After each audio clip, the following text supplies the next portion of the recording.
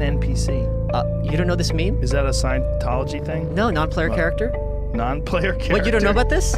Do I get to tell you the NPC meme? Yes. This is the most important meme of our lifetime. Do. Yeah. Okay, here we go. Okay. Breaking it down as quickly as possible. I'm going to show my age. Okay. When we were younger, we played games like Final Fantasy and Ultima, right? Mm-hmm. And in those games, you go to like the armor store or the weapon store, and you buy your sword or you buy your armor. Right. There's a guy running that store within the game. Yes. He does not exist outside of that store. Right. That character, all he does is buy armor and sell armor. He doesn't have a wife, he doesn't have a kid. You go there at midnight, he's there. You go there at 8 a.m., he's there. Right. He's the player characters you're playing. He's the non-player character. And the point this meme makes is the vast majority of humans are non-player characters. They have no mind outside their programming. Like, you have no mind. You're just repeating what has been programmed to you in your script. And as soon as you mention certain terms, there's just a knee-jerk speech that they give. And once you identify it, it's like the Matrix. Like, you see Agent Smith everywhere. Their whole goal with this philosophy is to teach all men and women that the only end of life is to seek the utmost pleasure and happiness that you can get out of it, because when you die, there's nothing else. That's what they teach. That's what they want you to be. They don't want laws against sexual promiscuity. That's why they don't want families. That's why they don't want marriage. That's why they encourage homosexuality. There's a method to their madness.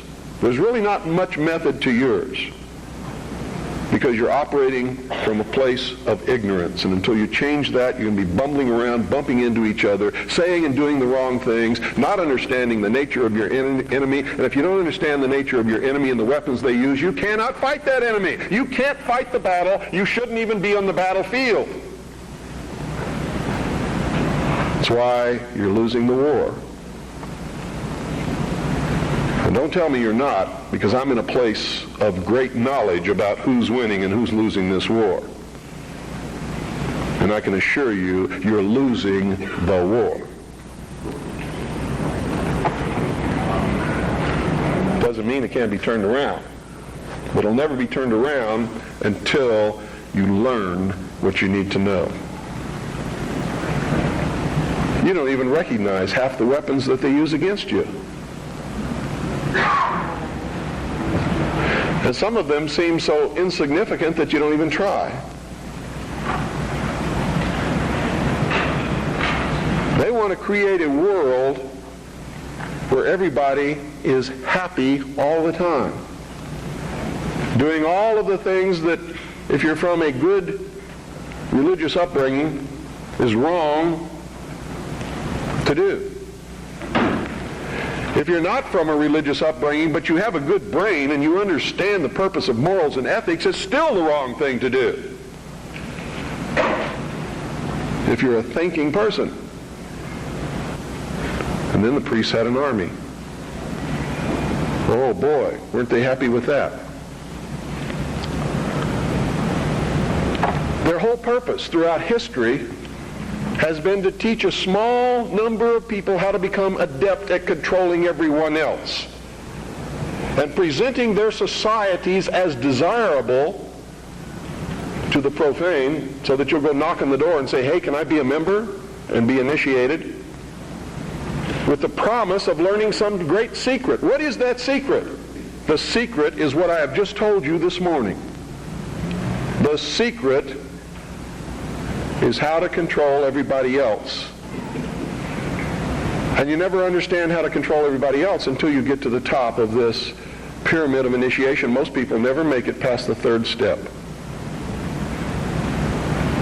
All above that are carefully chosen and nurtured and taught. And Americans for all these years have been looking around for the enemy.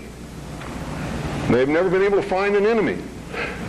So those who control them were able to control them even better by giving them an enemy. That's what Stalin and Churchill and Roosevelt determined at Yalta. Who was going to be the enemy post-war? Turned out to be Stalin. And there was going to be this phony Cold War so that the population would never discover the real enemy. And I'm talking about the population of the Soviet Union as well as the rest of the world.